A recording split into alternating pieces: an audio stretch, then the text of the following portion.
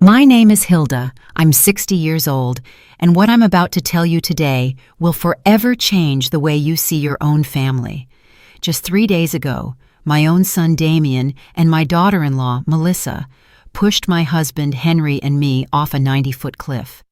As I lay there broken and bleeding, I heard my husband's desperate whisper, "Hilda, don't move. Play dead." But that wasn't the worst of it. The worst was when Henry revealed the most terrible truth a mother could ever hear, a secret our children had kept for 25 years. For 4 decades, Henry and I built what we thought was the perfect family. We woke up every morning in our little suburban home where the smell of fresh coffee mingled with the sound of birds singing. I worked as a teacher at the local elementary school, and every afternoon I came home with stories of my young students. Henry had his carpentry shop where he created the most beautiful furniture you've ever seen. His hands, rough yet delicate, could transform a simple piece of wood into a work of art. We had 2 sons, Richard, our firstborn, and Damien, 5 years younger. Richard was the soul of the house, always laughing, always helping his father in the shop, always shielding me from any worries. Damien was different, more reserved, but I loved him with the same intensity. As a mother, you never play favorites, or at least, that's what I thought. On Sundays after church, the whole family would gather around our oak table, which Henry had carved with his own hands. Richard would tell us his plans to study engineering, while Damien would remain silent, just picking at the food on his plate. Life was simple but beautiful. In the evenings, Henry and I would walk the trail around our small town, talking about our dreams, how we'd watch our grandchildren grow, and how we'd grow old together in that very house. I never imagined those walks were training for the one that almost killed me. On weekends, I'd host family gatherings where my sisters, Harriet and Irene, would come with their husbands and children. The house would fill with laughter, kids running everywhere, women sharing recipes in the kitchen, while the men fixed something in the yard. Henry was my perfect partner. After 40 years of marriage, he still brought me wildflowers he'd pick on the way to work. He helped me grade my students' tests, and I would hold pieces of wood for him while he cut them in his workshop. We were a team, an unbreakable unit, or so I thought. At night, we'd sit on the porch to watch the stars, planning our future. We talked about traveling when we retired, seeing the ocean for the first time, building a smaller house once our kids started their own families. But perfect happiness, as I would discover years later, often hides the deepest tragedies. When Richard turned 20, something changed in our family. He began to argue with Damien about things I didn't understand. I'd hear them whispering in the hallway, and they'd fall silent when I appeared. Henry told me it was just brotherly stuff and that it would pass. I wanted to believe him because I needed to believe my family was still perfect. One night in October, exactly 25 years ago, Richard didn't come home for dinner. We waited until 11, then 12, then 1 in the morning. Damien was in his room, supposedly studying, but I noticed something strange in his eyes whenever I asked about his brother. Henry went out to search for him with our neighbors. They checked every corner of town, every trail, every place Richard used to go. At dawn, they found his body at the bottom of the river gorge. The police said it was an accident, that he had probably stumbled in the dark. I never questioned that version because I couldn't imagine that the truth was much more horrible. Richard's funeral was the darkest day of my life. I wore my only black dress, the same one I'd worn at my mother's funeral. Damien was strangely calm for someone who had just lost his older brother. While I cried until I had no tears left, he remained silent with an expression that now, after what I know, sends shivers down my spine. Henry never left my side all day, holding me up when my legs gave out, whispering words of comfort that I now know tasted bitter in his mouth. After Richard's death, Damien changed completely. He became more attentive, more loving, as if he were trying to make up for something. He helped me with chores, accompanied his father to the workshop, and brought me things when he saw I was sad. I thought it was his way of dealing with grief, of filling the void Richard had left behind. How naive I was. What he was really doing was building a perfect mask to hide the monster inside. The years passed, and the wound never fully healed, but we learned to live with it. Damien married Melissa, a sweet girl from the next town over, and they seemed happy. They had 2 beautiful children, and I finally felt like life was giving us a second chance at happiness. Melissa called me Mom and helped me with the housework when they visited. Damien had inherited his father's talent for carpentry and had his own business. Everything seemed perfect again, but now, lying at the bottom of this gorge with my ribs broken and the metallic taste of blood in my mouth, I understand that all that happiness was a carefully constructed lie. The first signs that something was wrong began 6 months ago when Henry and I decided to update our will. We had saved our entire lives, and between the house, the land I inherited from my parents, and our bank savings, we had nearly $200,000 to leave our children and grandchildren. It was Damien who suggested we visit the lawyer. "Mom, Dad, you're both 60 years old now. It's important to have everything in order," he told us with that smile that now seems sinister. Melissa would nod beside him, stroking my hand with those fingers that would later push me to my death. "We love you so much, and we want to make sure you're protected," she added in her sweet voice. How foolish I was to interpret those words as genuine love. The lawyer, an older man named Albert, whom we had known for years, explained the options. We could put everything in a trust, divide the inheritance among Damien's children, or simply make a traditional will. Damien insisted on naming him and Melissa as our sole heirs, arguing that they would handle the equitable distribution to the grandchildren. "Besides," he said, "you're going to need us when you're older. It's better for us to have access to the resources to take care of you properly." Something in his tone made me uncomfortable, but Henry seemed convinced. My husband, who had always been more trusting than me, accepted the proposal without much resistance. I had my doubts, especially since I remembered how Richard had always talked about helping us financially when we got older. My oldest son had plans, dreams of taking care of us when the time came. But Richard was gone, and Damien was our only surviving child. We signed the papers on a Tuesday afternoon. I remember Melissa was wearing a pretty green dress and gave me a big hug after the ceremony. "Now we're officially a united family forever," she whispered in my ear. Her words gave me a chill then, though I didn't understand why. Damien shook his father's hand with a smile that didn't reach his eyes. That night, as I made dinner, I couldn't shake the feeling that I had made a terrible mistake. The following weeks were strange. Damien and Melissa started visiting us more often, but their visits had a different feel. They no longer came just to spend time with family. They always had suggestions about how we should improve the house, what investments we should make, or what life insurance policies we should get. "Mom, you should think about selling this big house and moving somewhere smaller," Melissa said, while examining our furniture with calculating eyes. "We could help you find a comfortable apartment in town, but I loved our house. Every corner held a memory. Every room told a story of our 40 years of marriage. The kitchen where I had prepared thousands of meals for my family, the workshop where Henry created his masterpieces, the yard where our children and grandchildren had played. I couldn't imagine my life anywhere else." When I told them this, I saw a flicker of irritation in Damien's eyes that chilled me to the bone. "Mom, you're being irrational," he said in a tone he had never used with me before. "This house is too big for 2 people your age. If you fall down the stairs or something happens, we won't be able to help you in time." Melissa nodded vigorously, adding, "Besides, the upkeep must cost a fortune. It would be much smarter to sell now while the housing market is high and move to something more appropriate for your age." Henry began to consider their arguments. My husband, who had always been practical, started talking about the logic behind their suggestions. But I couldn't shake the feeling that there was something more behind all this pressure. One night, after another of these tense conversations, I asked Henry if he didn't think it was strange that Damien was suddenly so interested in our financial affairs. "Hilda, he just cares about us," he replied while brushing his teeth. "Maybe we should consider his suggestions. We're not as young as we used to be." But I saw something in my husband's eyes, a shadow of doubt he didn't want to acknowledge. Now I know that Henry already had his suspicions, that he had started to connect the dots that I didn't even know existed.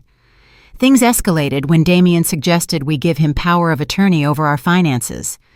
"It's just for precaution," he explained, while Melissa prepared tea in our kitchen as if she owned the place.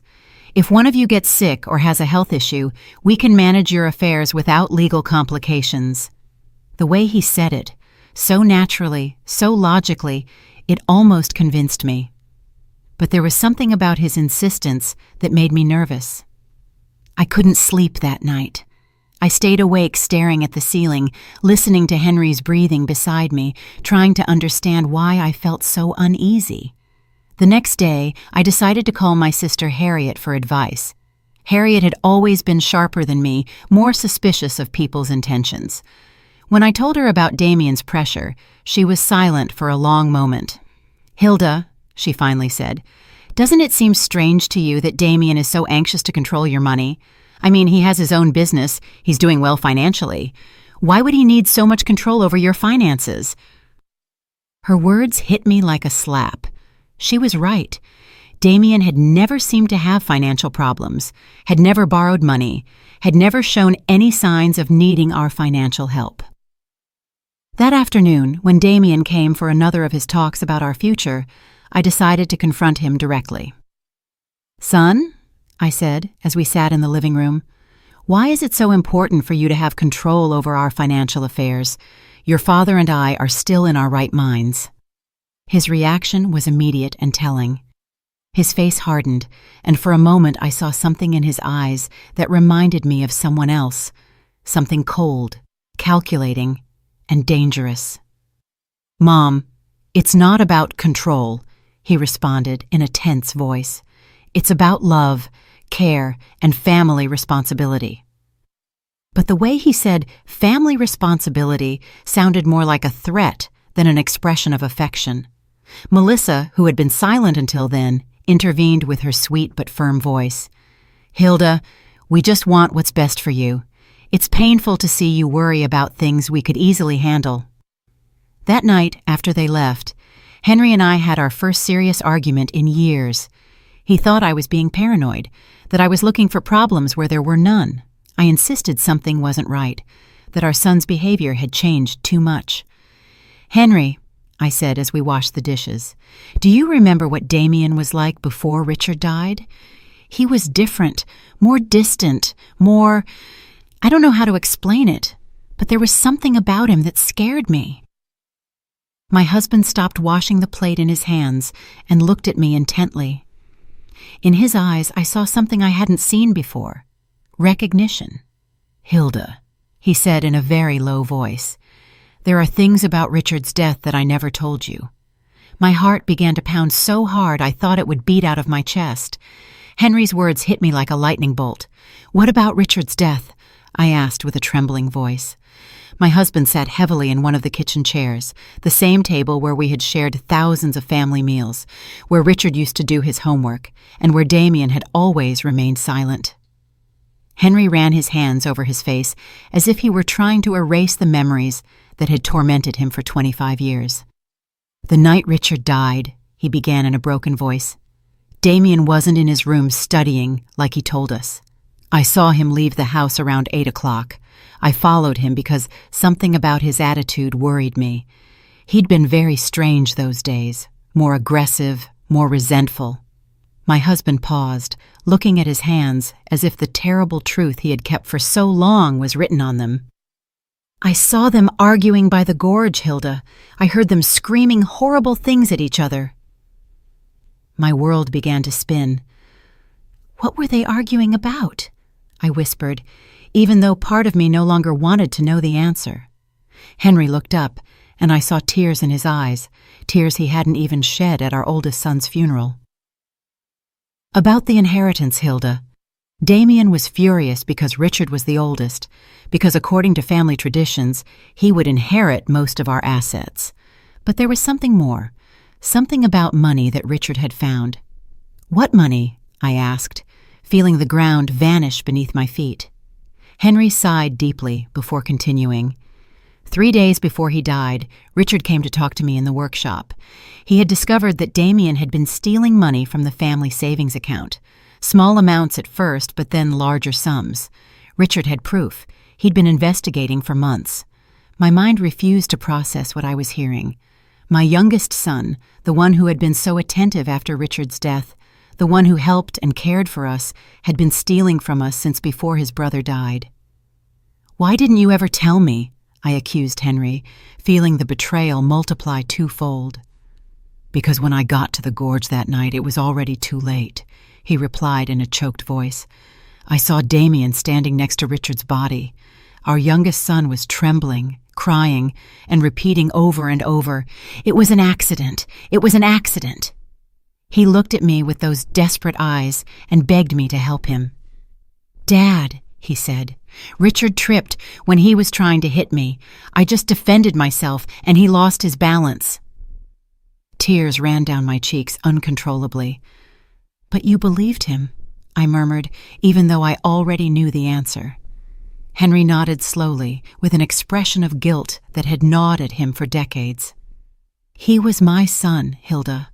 My youngest son was asking for my help, and Richard was already dead. I couldn't bring one back to life by destroying the other.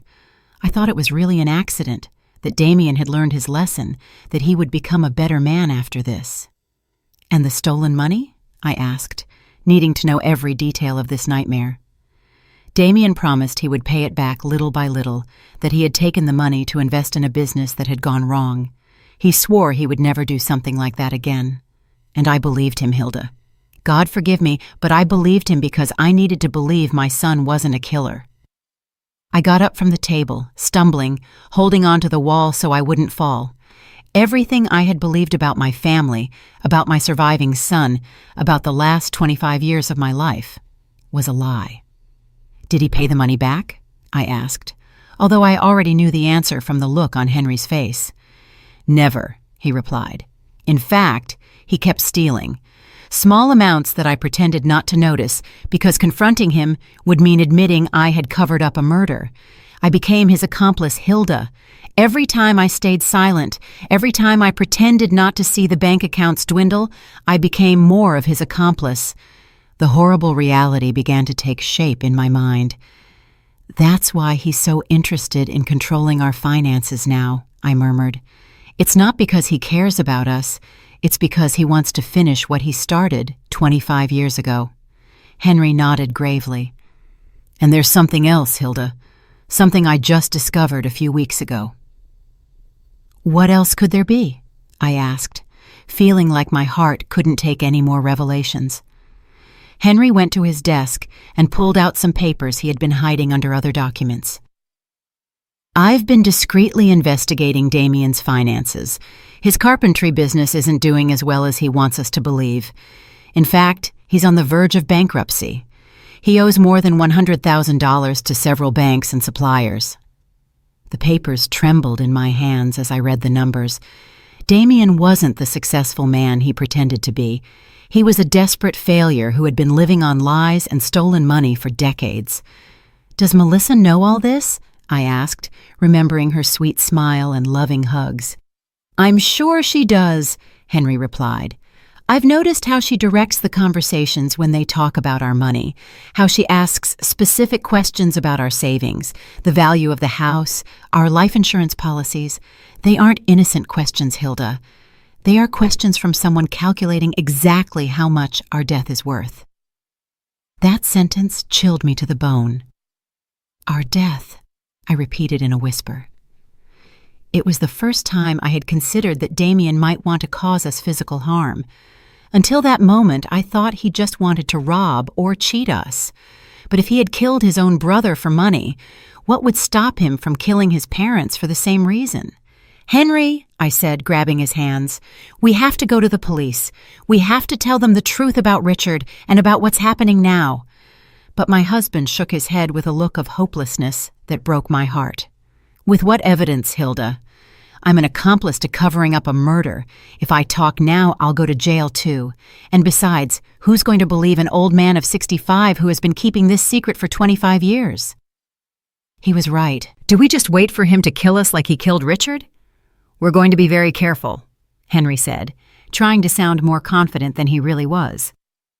We're going to find a way to protect ourselves, to gather evidence to... But his words were interrupted by the sound of the phone. It was Damien. "Hi, Mom," he said with that sweet voice that now sounded sinister to me. "Melissa and I were thinking, and we believe it would be beautiful to celebrate your 40th wedding anniversary with something special. How about we take you to those mountains you've always talked about next weekend? We could go on a family hike, take pictures, and have a perfect day together." My blood turned to ice. I looked at Henry, who had heard the conversation and had the same look of terror on his face. "That's a very sweet idea, son," I managed to reply in a trembling voice. "But let us think about it, and we'll get back to you tomorrow." After hanging up, Henry and I looked at each other in silence, knowing we had just received an invitation to our own execution. "The mountains," I murmured. "He's going to take us to the mountains to kill us and make it look like an accident." Henry nodded gravely, just like he did with Richard at the gorge. That night, we didn't sleep a minute, holding each other in our bed, planning how we could save ourselves from our own son. The next few days were a nightmare of terror and pretense. Henry and I had to act as if nothing had happened when Damien and Melissa came to visit, smiling when they talked about the mountain trip, nodding when they excitedly told us they were going to spend time with family. But inside, every fiber of my being screamed with fear. I knew I was looking into the eyes of my oldest son's murderers, and that now they were planning to do the same to me and my husband. Melissa arrived on Wednesday afternoon with a shopping bag and that radiant smile that now seemed like the grimace of a demon. "Hilda, dear," she said, hugging me with those arms that would soon push me to my death. "I bought some supplies for our mountain adventure. Cookies, water, fruit, everything we'll need for the picnic." She showed me the contents of the bag as if she were an excited child, but I could only think about how each of those items could be used to cover up our murder. "I also brought my new camera," she added, pulling out an expensive digital camera. "I want to capture every moment of this special day. They're going to be photos we'll treasure forever." The irony of her words made me sick. The only photos she would take would be of our broken bodies at the bottom of some cliff, if anyone ever found us. Damien appeared behind her, carrying a new-looking hiking backpack. "Dad," he said to Henry with feigned enthusiasm, "I bought all the necessary equipment for a safe hike. Ropes, harnesses, lanterns, a first aid kit." Every word that came out of his mouth sounded like a cruel mockery. Safety equipment to plan our murders. The perversity of the situation made me dizzy. "Isn't it a bit dangerous for people our age?" I asked, trying to sound casual while looking for any excuse to cancel the trip. Melissa stroked my cheek with that false tenderness that churned my stomach. "That's why we chose a very easy and safe trail," she assured me. "It's a hike even kids can do. Plus, Damien and I will be there to take care of you the whole time." Yes, they would be there to take care of us until the exact moment they decided to push us off a cliff. That night, when they finally left, Henry and I sat in our living room, trembling not just from the cold, but from the absolute terror we had been holding back for hours. "We can't go," I said, grabbing his hands. "We just can't. We'll make up some excuse." "If we don't go," Henry replied in a grave voice, "they'll find another way to kill us. Maybe something that looks even more accidental, like a house fire or a robbery gone wrong. At least in the mountains, we know what they're going to try to do." His words had a terrible logic, but they didn't comfort me at all. "So, what do you suggest?" I asked, desperate to find some solution that would save our lives. Henry was thoughtful for a few minutes before answering. "We're going to go, but we're going to be prepared. I'm going to hide my cell phone and set it to record everything that happens. If we manage to survive, we'll have evidence. And if we don't," his voice broke, "at least someone will know the truth." On Friday night, we could barely touch our dinner. We knew it might be our last meal together in our house, in that kitchen where we had shared so many happy moments when we were a real family.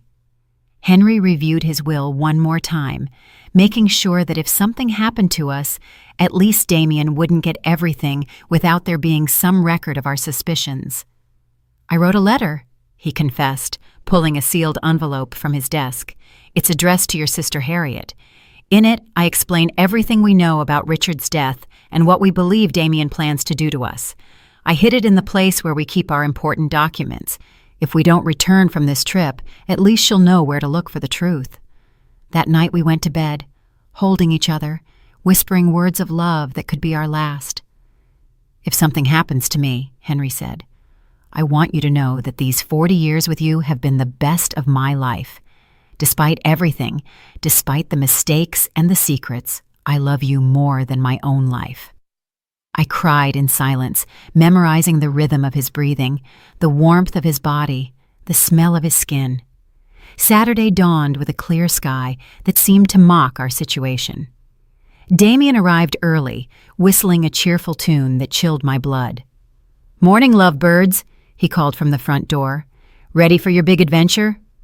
Melissa appeared behind him, radiant as a bride on her wedding day, except this was a wedding with death. During breakfast, which we could barely eat, Damien explained the route we would take in detail. "It's a beautiful trail," he said, spreading a map on the table. "It leads to a lookout where you can see the whole valley. They say the views are spectacular." His eyes shone with an enthusiasm that seemed demonic. Of course the views would be spectacular.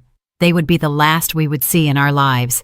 "The trail has some steep parts," Melissa added, as if giving us useful tourist information, "but nothing that experienced hikers like you can't handle." Her comment about our supposed hiking abilities sounded like a cruel joke. We were two 60-year-olds who barely walked through the park once in a while. As we loaded the car, I saw Damien meticulously checking his backpack, making sure he had everything he needed for his plan. I saw ropes, a small shovel, and something that looked like a flare gun. "What's that for?" I asked, pointing to the gun. "For safety," he replied without missing a beat.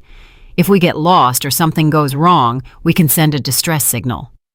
Of course, they would send a distress signal after pushing us off a cliff so our bodies could be found, and it would be confirmed that it was a tragic accident during a family hike. Everything was calculated. Every detail had been planned to make our murders look perfectly natural. The car ride to the mountains lasted 2 hours that felt like an eternity. Melissa put on cheerful music, and she sang along with the songs as if we were really going on a fun family outing. Damien drove carefully, obeying all the speed limits, stopping at every stop sign. He didn't want to risk an accident that would ruin his perfect plans. During the trip, Henry discreetly took my hand and activated the recording on his phone. Everything that happened from that moment on would be recorded. If we managed to survive, we would have proof. If not, at least the truth wouldn't die with us. When we finally arrived at the trailhead, my heart was pounding so hard I thought it would beat out of my chest. The place was beautiful, with tall trees and the sound of a nearby river, but for me, it had become the setting for my own execution. Damien and Melissa took their backpacks out of the car, smiling and joking as if it were the happiest day of their lives. "Ready for the adventure?" Damien asked. And for the first time in 25 years, I saw the same cold glint in his eyes that he'd had the night he killed his brother. The trail started out relatively easy, winding between lush trees and moss-covered rocks. Melissa walked ahead of us, constantly taking pictures and commenting on the beauty of the landscape.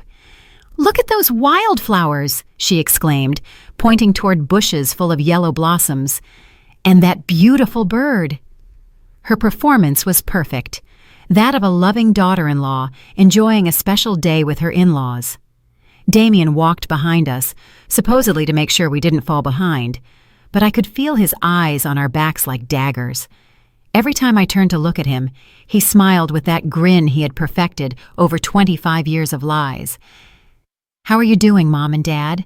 he would ask with fake concern. "Need to stop and rest?" After an hour of hiking, we began to climb a steeper part of the trail. My legs already felt heavy, and Henry was breathing with difficulty. We weren't used to this kind of exercise, and our murderous children knew it perfectly. They had chosen a route that would physically exhaust us, making us vulnerable for when the time came to execute their plan. "We're almost at the lookout," Melissa announced. Although according to the map I had seen at home, we still had at least another hour of hiking. Her lie confirmed that they had no intention of reaching the real lookout. The place where they planned to kill us must be much closer. During the hike, I tried to memorize every detail of the trail, every tree, every rock that could serve as a reference if I managed to survive, and needed to explain to the police exactly where everything had happened. Henry was doing the same, and we occasionally exchanged glances loaded with terror and determination. We knew we were walking toward our deaths, but we also knew it was our only chance to get evidence against our murderers. "Oh, look at that!" Melissa suddenly shouted, pointing to a rock formation that loomed to our right. "That cliff has an incredible view. Why don't we climb up there to take some special photos?" My blood ran cold. There it was, the place they had chosen for our murder. The cliff rose about 90 feet above the main trail, accessible by a secondary path that seemed much more dangerous than the one we had been following. The rocks were loose. There were fewer trees to grab onto in case we stumbled. And from the top, you could see a precipice that fell into a deep gorge full of jagged rocks. "I don't know if that's a good idea," I said, trying to sound casual. "That trail looks pretty dangerous for people our age." But Damien had already started walking toward the turnoff, carrying his backpack full of safety equipment that I knew he wouldn't use to save us. "Come on, Mom," he said with that voice he used when he was a kid and wanted to convince me of something. "It'll only take a few minutes. Besides, Melissa's right. The photos from up there are going to be spectacular." The way he said spectacular made me tremble. They would be spectacular for whoever saw them afterward, as evidence of our accident. Henry squeezed my hand discreetly, reminding me that his phone was recording everything. We had to go on. We had to go all the way to get the evidence we needed. If we refused now, they would simply find another opportunity, another place, another excuse to kill us. The climb to the cliff was exhausting. The loose rocks slid under our feet, and more than once I was about to fall. But the most terrifying thing was realizing how perfect this place was for a murder. If someone accidentally tripped and fell from the top, there would be no way to survive, and most importantly, there would be no witnesses. "Almost there!" Melissa shouted from above, where she had already arrived with the agility of someone who had planned this route carefully. Damien followed her and then helped Henry and me complete the last few feet of the climb. His hands on my arms felt like the claws of a vulture. The lookout was indeed spectacular. From there you could see the whole valley, the mountains in the distance, and the river winding through the trees. In any other circumstance, it would have been a beautiful moment to share with family. But knowing what I knew, the place seemed like the perfect setting for a nightmare. "Come over here for the photos," Melissa shouted, positioning herself near the edge of the cliff. "I want the valley to be in the background." Henry and I approached slowly, each step bringing us closer to our final destination. I could see Damien strategically positioning himself behind us, calculating angles, measuring distances. "Perfect!" Melissa exclaimed, raising her camera. "Now hug each other and smile." Henry and I hugged, probably for the last time, while she took picture after picture. Every flash of the camera seemed like a lightning bolt, announcing the storm that was about to come. "Take one more," Damien suggested, moving closer to us. "But this time, stand back a little so the landscape looks better." One step back meant being exactly on the edge of the precipice. Henry and I exchanged a look. The time had come. We moved back as we were told, feeling the solid ground disappear under our feet and only the emptiness of the abyss remaining behind us. Melissa raised the camera one more time, but this time I saw something different in her eyes. There was no longer any need to pretend. The mask had fallen. "Smile," she said in a voice that was no longer sweet at all. "This is going to be your last photo." At that moment, Damien lunged toward us with his arms outstretched. The plan was simple. push us backwards so we would fall into the void, take some photos of the accident, and then go down to discover our broken bodies. But Henry had been preparing for this moment. In the last second, he managed to grab Damien's wrist and pull him forward. "If we're going to die, you're coming with us," he shouted with a fury I had never seen in him before. For a moment, all four of us were teetering on the edge of the cliff, holding on to each other in a macabre dance between life and death. Melissa screamed and tried to help Damien, but the weight of all of us was too much. I felt the ground give way under my feet, felt gravity begin to win the battle. And then the four of us fell together, locked in a deadly embrace, screaming as the air whistled around us and the rocky ground approached at breakneck speed. In those seconds that lasted an eternity, I thought of Richard, of how he must have felt when Damien pushed him into the gorge 25 years ago. The impact was brutal. I heard the horrible sound of bones cracking, the sound of my own body shattering against the rocks. The pain was indescribable, but even more terrible was the taste of blood in my mouth and the certainty that this time Damien had won. This time there would be no witnesses to tell the truth. But then I heard Henry's voice, weak but clear. "Hilda, don't move. Play dead." And I realized something incredible. I was still alive. The pain was so intense, I thought I would go crazy. Every fiber of my body screamed in agony. I felt blood running down my face and something wet and sticky soaking my clothes. But Henry's voice echoed in my ears like a divine command. "Play dead." With a willpower I didn't know I possessed, I remained completely still, controlling even my breathing so it would be imperceptible. A few feet away, I could hear the moans of pain from Damien and Melissa. They had also survived the fall, but from their groans, they seemed to be in worse condition than we were. "Melissa," I heard my son's broken voice, "are you okay?" His concern for his wife made my stomach churn. This man, who had murdered his own brother and had tried to kill us, was still capable of feeling love for someone. "I think I broke my leg," Melissa moaned. "It hurts so much, Damien. And what about the old people?" The disrespectful way she referred to us confirmed what I already knew. We had never been family to her. We were just obstacles on her way to our money. I heard movement, as if Damien were crawling toward us. My heart was beating so fast I was afraid he would hear it. "They're dead," he announced after a few minutes that felt like hours. "Both of them have their eyes open, but they're not breathing." His lie filled me with a strange hope. If he believed we were dead, maybe we would have a chance. "Perfect," Melissa whispered with a satisfaction that chilled my blood. "It worked just like we planned." "Well, except for the part where we fell, too." I heard her bitter laugh. "At least we won't have to pretend we love them anymore." For the next few minutes that felt like an eternity, Damien and Melissa discussed their situation. Both were injured, but they could move. The plan now was to crawl until they found a place from which they could call for help and then tell the story of how they had miraculously survived a tragic accident that had killed their poor grandparents. "Remember the story," Damien said to Melissa. "We were taking pictures when a rock came loose under Dad's feet. He tripped, and trying to grab on, he pulled Mom with him. We tried to help, but we fell too. It's important that our stories match." "I know," Melissa replied. "We've practiced this 100 times. We're the traumatized survivors of a family tragedy. Poor us. We lost our dear in-laws in a horrible accident."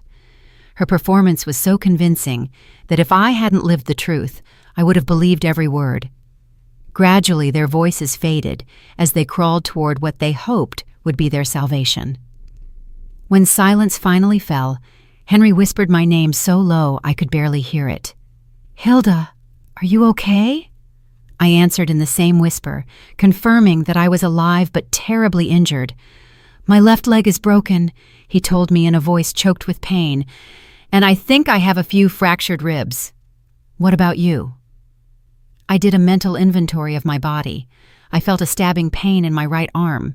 My head throbbed as if someone were hitting it with a hammer, and there was definitely something wrong with my shoulder. But I was alive, and that was more than I had hoped for. "We're bad, but we're alive," I whispered. It works, but there's no signal down here. That was the most terrifying part of our situation. We were alive but trapped at the bottom of a gorge, injured, and with no way to communicate with the outside world. If no one came to look for us, we would die here slowly from thirst, hunger, or our wounds. "Henry," I whispered, "before it's too late, I need you to tell me everything. Everything that really happened the night Richard died." My husband sighed deeply, as if he had been waiting for this moment for 25 years. "That night," he began in a trembling voice, "Richard came to find me in the workshop. He was furious. He had papers in his hands, bank statements. He showed me evidence that Damien had been stealing money from our accounts for months. Small amounts at first, then larger sums. Richard had been investigating because he had noticed discrepancies in our savings." The physical pain mingled with the emotional pain as I listened to the truth that had been hidden for decades. "Richard wanted to confront Damien that same night," Henry continued. "I tried to calm him down, to convince him to wait until the next day, but he was determined. He said he couldn't sleep knowing his younger brother was stealing from us." "And you followed him?" I asked, even though I already knew the answer. "I followed him because I was afraid of what might happen. I knew Richard's temper when he got angry, and I also knew... Well, I had noticed something strange about Damien lately, a coldness that sent shivers down my spine." "When I got to the gorge," Henry continued, "I found them screaming at each other. Richard had the papers in his hand, waving them in Damien's face. 'You're a thief!' he was yelling. 'You're stealing from our own parents!' Damien denied everything. He said Richard was crazy, that he was making things up." My heart raced as I imagined the scene. My two sons facing off in the dark, one accusing the other of betrayal.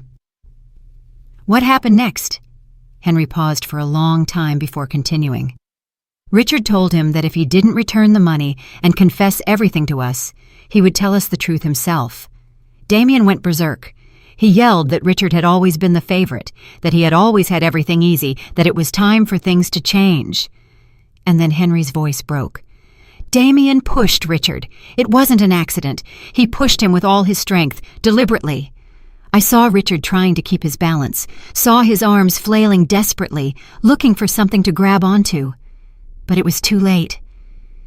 Tears streamed down my cheeks, mixing with the blood from my wounds. "Why did you never tell me the truth?" Henry sighed deeply. "Because when I got to where Damien was, he was crying, trembling, telling me over and over that it had been an accident, that he hadn't meant to do it. He begged me not to tell you anything, that he couldn't lose you too." "But you knew it was a lie," I murmured from the bottom of my heart. "Yes, but he was my son, Hilda, my only surviving son. How could I turn him over to the police? How could I destroy what was left of our family?" His justification hurt as much as my physical injuries. "And the stolen money?" I continued. "Damien promised me he would return it little by little. He swore it had been a bad decision, that he had been desperate, that it would never happen again. But he never returned a single penny. In fact, he kept stealing, and I kept quiet because every day that passed made me more of an accomplice to his crime." Just then, we heard voices in the distance. Damien and Melissa had managed to find help. Soon rescue teams would be here, and our murderous children would play the role of their lives, the traumatized survivors of a family tragedy. The voices got closer and closer, accompanied by the sound of helicopters flying over the area. The rescue team had arrived, and with them came the most crucial moment of our lives. Henry and I had to make a decision in a matter of minutes. Should we continue to pretend to be dead until we found the perfect opportunity to reveal the truth, or risk being rescued along with our murderers? "Hilda," Henry whispered urgently. "The phone recorded everything that happened up there. We have Melissa's confession about the plan. We have Damien admitting that we are obstacles. We have everything. But if they find us alive now, they can destroy the evidence before we manage to hand it over to the authorities." He was right. If Damien and Melissa realized that we had survived and heard their confessions, they would find a way to silence us forever. This time, it wouldn't be an accident. It would be something much more direct and definitive. We had to wait for the perfect moment. "They're down here!" Damien's voice shouted from above. "My parents! Please, hurry!" His performance was perfect, his voice broken with pain and despair. If I hadn't known the truth, I would have believed he was a son devastated by the loss of his parents. "Sir, stay calm," an authoritative voice replied, which must have belonged to the head of the rescue team. "We're going to come down to evaluate you. You and your wife can move." I heard the sound of ropes and equipment being prepared for the descent. Melissa had perfected her role as the grieving widow. "I can't believe this happened," she sobbed. "We were taking pictures, so happy. It all happened so fast. A rock came loose, and they fell." Every word was a stab in my heart because I knew she would repeat those same words to the police, to the media, to anyone who wanted to hear her version of events. The rescuers began to descend. I could hear their voices getting closer, the sound of their boots against the rock, the clinking of their equipment. Henry discreetly squeezed my hand, reminding me that we had to keep up the act no matter what happened. "They're here!" one of the rescuers shouted upon finding us. "We have 2 people at the bottom of the gorge!" He approached us and began to examine us. I kept my eyes closed and my breathing so shallow it was almost imperceptible. I felt his hands looking for a pulse on my neck, his ear close to my mouth, trying to detect breathing. "This one still has a faint pulse," he announced, referring to Henry. "The woman, I'm not sure. I need the medical team down here immediately." My heart raced. The plan was working.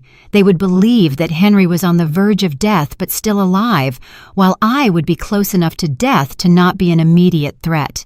For the next few minutes, which felt like hours, the paramedics worked on us. I felt them put an oxygen mask on me, check my wounds, and secure me to a stretcher.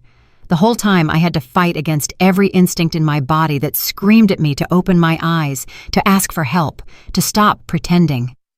"The man is stable but critical," I heard one of the paramedics report over the radio. "The woman is in very serious condition. Pulse is almost imperceptible. We need to transport them to the hospital immediately."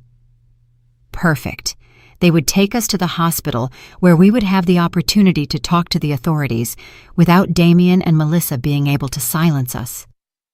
During the ascent on the stretchers, I could hear Melissa's feigned sobs and the words of comfort that the rescuers offered her and Damien. "You were so brave to survive this," someone said to her. "It's a miracle that you're relatively okay." If only they knew that the real miracle was that Henry and I were alive to tell the truth. In the medical helicopter, as we flew toward the hospital, I could feel Henry's presence on the stretcher next to mine. The paramedics were focused on keeping him stable, and from their conversations, I understood that he was in critical condition. His injuries were more serious than mine, and for a terrible moment, I feared he might die before we had the chance to reveal the truth. "Ma'am," I heard one of the paramedics say to me, "if you can hear me, hold on. We'll be at the hospital in a few minutes." His voice was gentle, full of a genuine compassion that contrasted dramatically with the falsehood I had been hearing from my own family. When we arrived at the hospital, the chaos was immediate. Doctors and nurses ran from one side to the other, shouting medical orders I didn't understand. I was taken directly to an emergency room where they began to work on my injuries. I had to keep pretending to be unconscious, but I also had to find a way to communicate with someone I could trust. "Doctor," I heard a nurse say, "her vital signs are strange. Her pulse is stronger than we would expect for someone in her supposed condition." My heart skipped a beat. They had discovered me. I was such a bad actress that my own body was betraying me. The doctor murmured. "It happens sometimes in cases of extreme trauma. The body has mysterious ways of clinging to life. Let's keep a close..." The lady, "Well, the next few hours will be crucial. We've done everything we can." Melissa made a sound that was supposedly a sob of pain, but to me sounded like a sigh of relief. "Can we see them?" Damien asked. "Just for a few minutes. We need to say goodbye, just in case." The doctor agreed, and soon I heard footsteps approaching my bed. It was the most dangerous moment of all. I had to convince my murderous son that I was really dying. I felt Damien's presence next to my bed. His hand touched mine, and it was all I could do not to pull my hand away immediately. "Mom," he whispered, "if you can hear me, I want you to know that I love you. I'm so sorry this happened." His words were poisoned honey, sweet on the surface, but deadly in their essence. Melissa approached from the other side. "Hilda, dear," she murmured, "you've been like a mother to me. We'll never forget you." Liar. The only reason they wouldn't forget me was because they would have to live with the knowledge that they had murdered me. But then Damien leaned closer to my ear and whispered something that chilled my blood. "I hope you've learned your lesson, Mom. You should never have asked so many questions about our finances. Some truths are better left buried, just like Richard." At that moment, I knew our plan had worked. Damien had just confessed, and even though I had no way to record it, there was a nurse in the room who had heard every word. Damien's whisper echoed in my ears like a direct confession of his guilt. He had mentioned Richard. He had admitted that some truths should remain buried. And most importantly, he had acknowledged that our questions about finances had been the reason for our accident. But I needed more than that. I needed a full confession that couldn't be misinterpreted or denied later. The nurse who had overheard the comment, a young woman named Inez, according to her ID badge, had frozen next to the monitoring machine. I saw through my half-closed eyelids as her eyes widened in surprise and horror. She had heard something she shouldn't have heard, and her expression told me she understood the implications of those words perfectly. "What did you say about Richard?" Melissa whispered, obviously surprised by the mention of the dead brother. Damien tensed, realizing he had said too much. "Nothing," he muttered. "I just meant, well, Mom always wondered what really happened that night. I guess it doesn't matter anymore, but it did matter." And Melissa was smart enough to realize that her husband had made a mistake. "Damien," she said in a tense voice, "let's go. The doctors need space to work." I could feel the tension between them, the mutual understanding that they had said too much in the wrong place. After they left, the nurse, Inez, approached my bed. "Ma'am," she whispered so low I could barely hear her, "I know you can hear me. What I just heard is not normal. If you are in danger, you need to tell me somehow." Her voice had an urgency that filled me with hope. Someone else had started to suspect. Very slowly, almost imperceptibly, I moved my index finger. It was the smallest possible movement, but Inez noticed it immediately. "Oh my God," she whispered. "She's pretending to be unconscious." I moved my finger again, this time twice. "Yes, listen," she said, leaning even closer.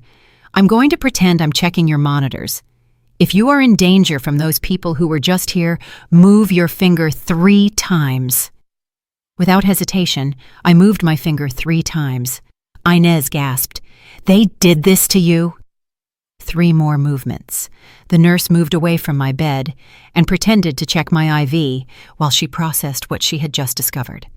I could see in her expression that she was struggling with the decision of what to do. Finally, she approached me again. "I'm going to talk to the doctor in charge," she whispered, "but I need you to keep pretending until we can protect you. Do you understand?" I moved my finger once. The next few minutes were agonizing. Inez left the room, and I was left alone, waiting and praying that she would believe my story and take the right actions. Finally, I heard footsteps approaching. It was Inez, accompanied by an older man who must have been the chief doctor and, surprisingly, 2 police officers. "Ma'am," the doctor said in a low voice, "Nurse Inez told me about your situation. If you can hear me, we need you to know that you are safe now. The officers are here to protect you." A wave of relief so intense almost broke my act. "Can you open your eyes?" one of the officers asked. Slowly, very slowly, I opened my eyes. The hospital light blinded me for a moment, but I gradually managed to focus on the worried faces surrounding me. "Thank God," Inez murmured. "I thought I was going crazy." "Ma'am," said the police officer, a middle-aged man with a serious expression.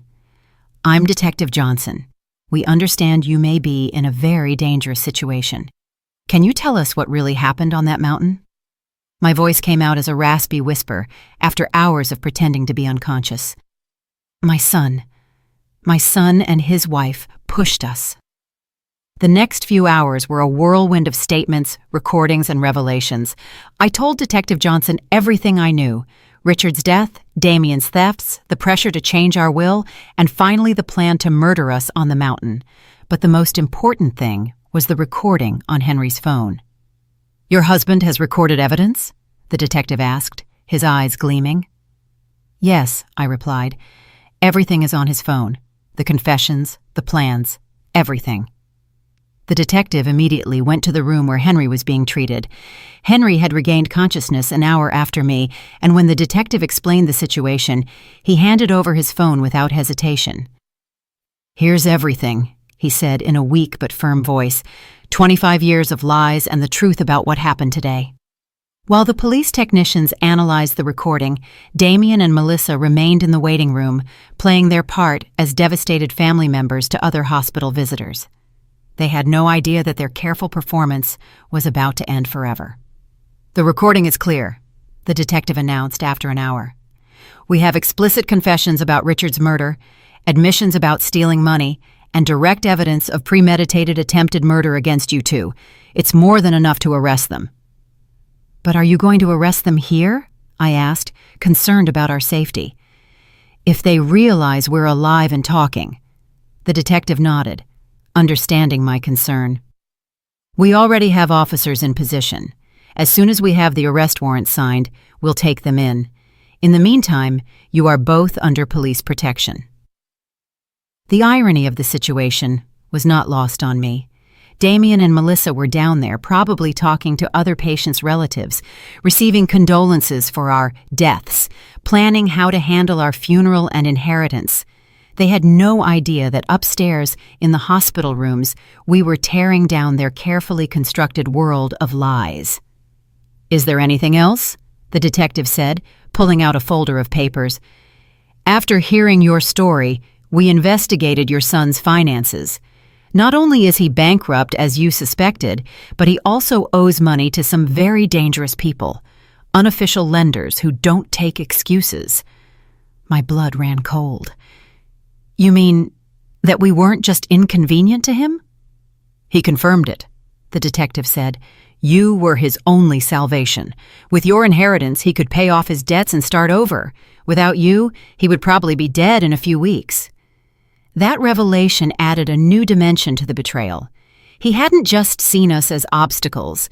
He had seen us as his financial lifesaver. Our death was not just convenient for him. It was absolutely necessary for his survival. "And what will happen to our grandchildren?" I asked, feeling a new wave of pain at the thought of Damien and Melissa's innocent children. "Social services will take temporary custody of them," the detective replied gently. "But as I understand it, you could apply for custody once you recover from your injuries." The idea of raising the children of our own murderers was overwhelming, but it was also the only way to ensure that something good would come out of this nightmare. Those children were innocent, and they deserved a chance to grow up in a home where love was real, not feigned. "It's time," the detective announced when an officer entered the room with papers in hand. "The warrants are signed. We're going to arrest them now." Through the window of my room that overlooked the hospital parking lot, I could see police officers discreetly positioning themselves. The moment I had been waiting for 25 years had finally arrived. "Damien Black and Melissa Black," I heard the firm voice of the officer in charge. "You are under arrest for the murder of Richard Black and the attempted murder of Hilda and Henry Black." The silence that followed was deafening. Then Melissa's hysterical voice. "What are you talking about? We're the victims here. Our in-laws died in an accident." "Ma'am," the officer replied calmly, "your in-laws are alive, and they have provided complete evidence of your crimes." There was a moment of absolute silence, followed by a scream of desperation from Damien. That's impossible. We saw them die. They were dead. His involuntary confession was captured by the police recorders, adding another piece of evidence to their case. Through the radio, I heard Melissa begin to blame Damien. It was all his idea. I didn't want to do any of this. He forced me. And Damien, in desperation, screamed, You were the one who suggested the cliff. You planned all of this. In a matter of minutes, the alliance that had lasted for years fell apart as each one tried to save their own skin. Detective Johnson returned to my room an hour later with an expression of satisfaction mixed with sadness. They're arrested and on their way to the station, he informed me. They're both trying to blame each other, which only strengthens our case. But there's something else I need to tell you.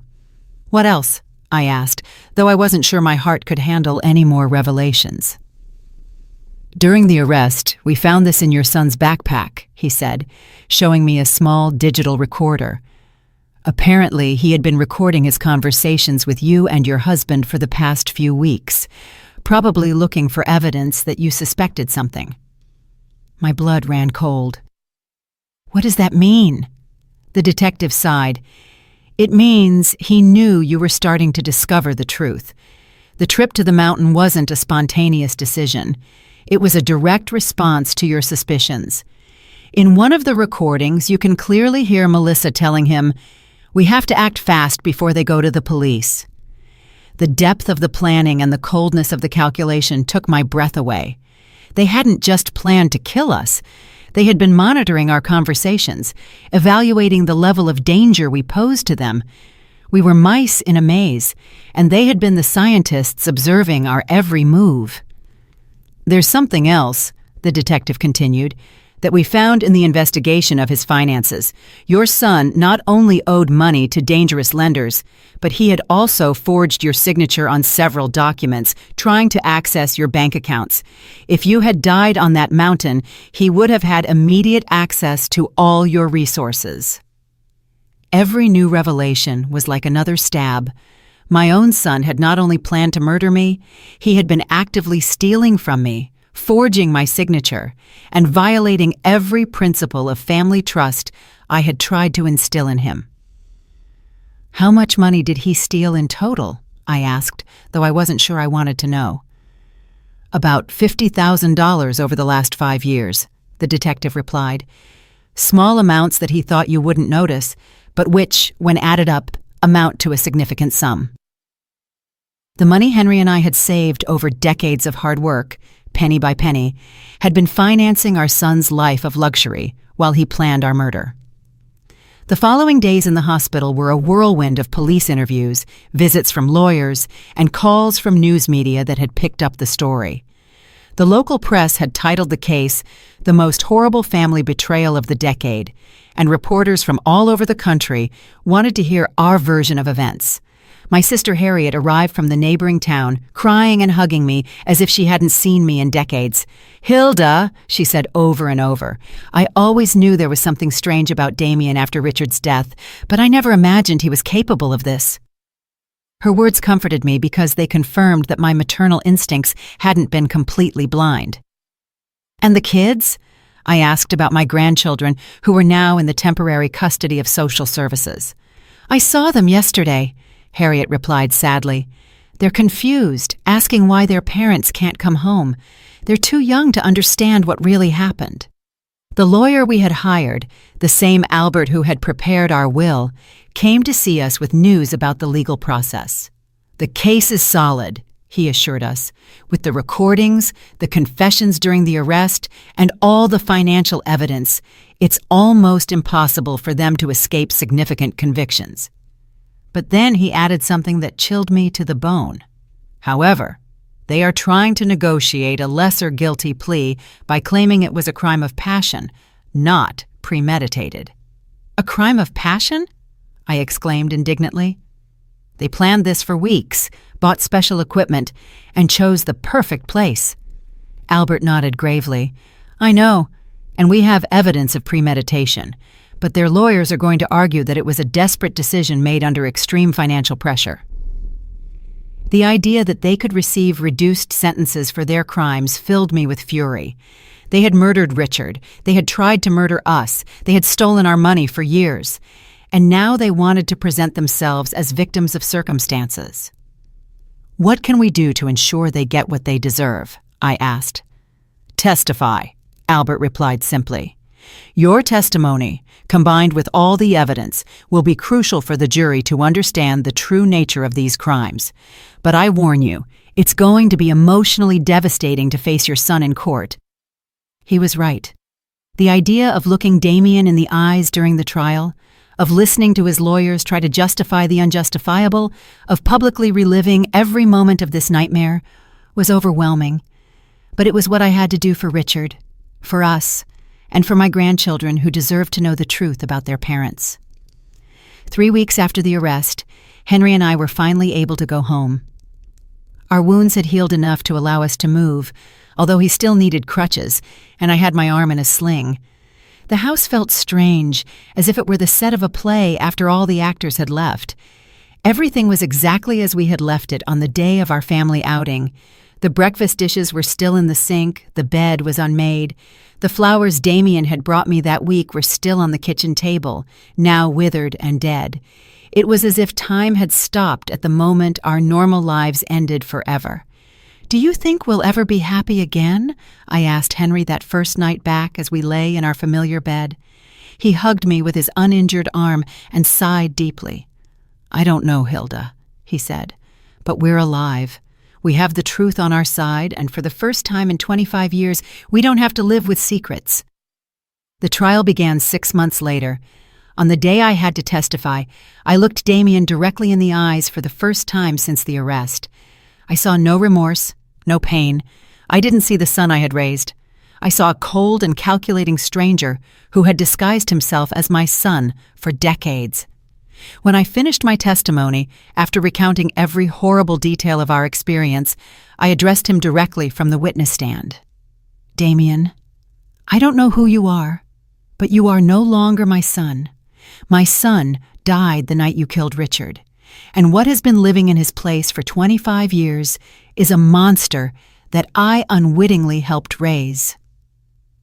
The jury deliberated for 3 days before finding Damien guilty of first-degree murder for Richard's death and first-degree attempted murder for what he did to us. Melissa received the same conviction as an accomplice. Both were sentenced to life in prison without the possibility of parole. Now, 1 year later, Henry and I have begun the process of formally adopting our grandchildren. They are beautiful and innocent children who deserve a chance to grow up knowing what true love is, not the manipulative and toxic love they received from their biological parents. Every night when I tuck them in, I tell them about their Uncle Richard, the brother they never knew. I tell them about his kindness, his honesty, his dream of being an